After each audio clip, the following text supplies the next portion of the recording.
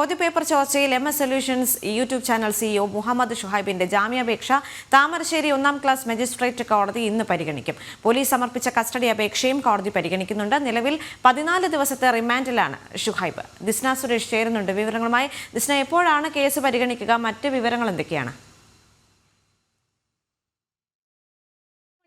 ായിരിക്കും case പരിഗണിക്കുക എന്നൊരു വിവരം തന്നെയാണ് നിലവിൽ നമുക്ക് ലഭ്യമായിട്ടുള്ളത്. നമുക്കറിയാം, ചോദ്യപേപ്പർ ചോർച്ച കേസുമായി ബന്ധപ്പെട്ട് ഷുഹൈബിന്റെ ജാമ്യാപേക്ഷ, അതോടൊപ്പം അന്വേഷണ സംഘം നൽകിയ കസ്റ്റഡി അപേക്ഷയുമാണ് ഇന്ന് പരിഗണിക്കുക. താമരശ്ശേരി ഫസ്റ്റ് ക്ലാസ് മജിസ്ട്രേറ്റ് കോടതിയാണ് ഈ കേസ് പരിഗണിക്കുന്നത്. ഈ കേസിന്റെ അന്വേഷണ ഘട്ടത്തിൽ തുടക്കം മുതൽ പറയുന്ന ക്രൈംബ്രാഞ്ച്, പ്രത്യേകിച്ച് അന്വേഷണ സംഘം പറയുന്ന ഒരു കാര്യം ഉണ്ടായിരുന്നു.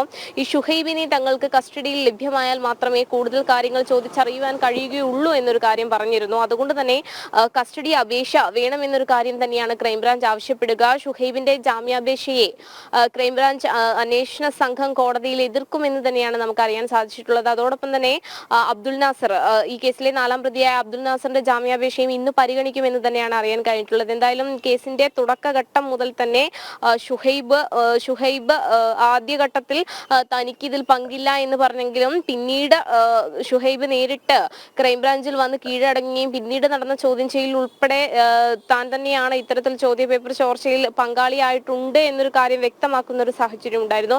ഷുഹൈബ് മാത്രമല്ല, ഷുഹൈബിന് പിന്നിൽ മറ്റാരൊക്കെയോ ഉണ്ട് എന്നൊരു നിലപാടിൽ തന്നെയാണ് അന്വേഷണ സംഘം എത്തിയിട്ടുള്ളത്. അതുകൊണ്ട് തന്നെ ഈ ഷുഹൈബിനെ കസ്റ്റഡിയിൽ ലഭ്യമായാൽ മാത്രമേ കൂടുതൽ വിവരങ്ങൾ ചോദിച്ചറിയാൻ കഴിയുകയുള്ളൂ.